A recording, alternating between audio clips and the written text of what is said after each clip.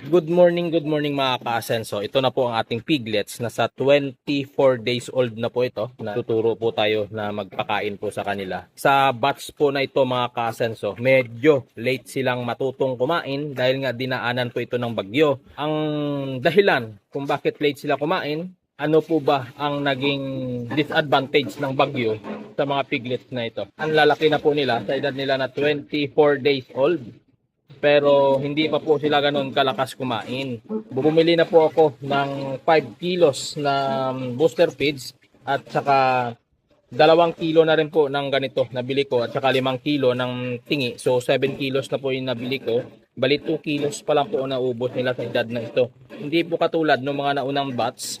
Nung nakaraang batch lang po, yung napanood niyo po sa mga video ko na sa edad nila na 24 days, nakakaubos na po sila ng 60 grams per head per day. Pero ngayon po, ang 200 grams sa kanilang 10, sakto lang po nila maubos sa loob ng isang araw. So late po silang natutong kumain dahil po yan doon sa bagyo. Dahil nung time na bagyo, hindi ko po sila tinuruan talaga araw-araw o 3 times a day na kumain ng feeds. Kasi nung bagyo, malamig, hindi po ako nagpapahid ng booster feeds sa dede ng kanilang nanay. Ayan, maliliksi po sila. Ayan, malalaki na po.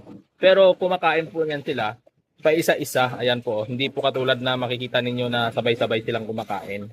May isa pong maliit. Yan po kung tawagin rito ay gipos. Yan po yung pinakamaliit sa batch nila. Ayan po sila oh. Ang haba po niyan.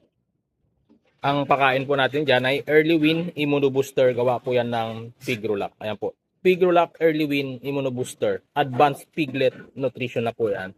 Ito po ang ating gamit sa ating mga piglets. At sa ating saw, ang gamit natin ay Mama Pro. Ayan po yung sako ng Mama Pro, yung kulay white. Mama Pro Milk Maker. Ayan po sila. Ang breed po ng piglets na ito, Pit Train Landrace. Landrace large white yung nanay.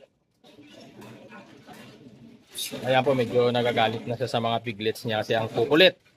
So, iwawalay na po natin ito sa ika-28 days old nila. Ngayon po ay 24 pa lang. Dapat iwawalay ko na po ito sa ika-25. Pero hindi pa po talaga sila ganun kalakas kumain. Ayan po, patikim-tikim pa lang. Update ko po kayo sa susunod na araw sa pagwalay natin ito. Maraming salamat po mga ka-asenso.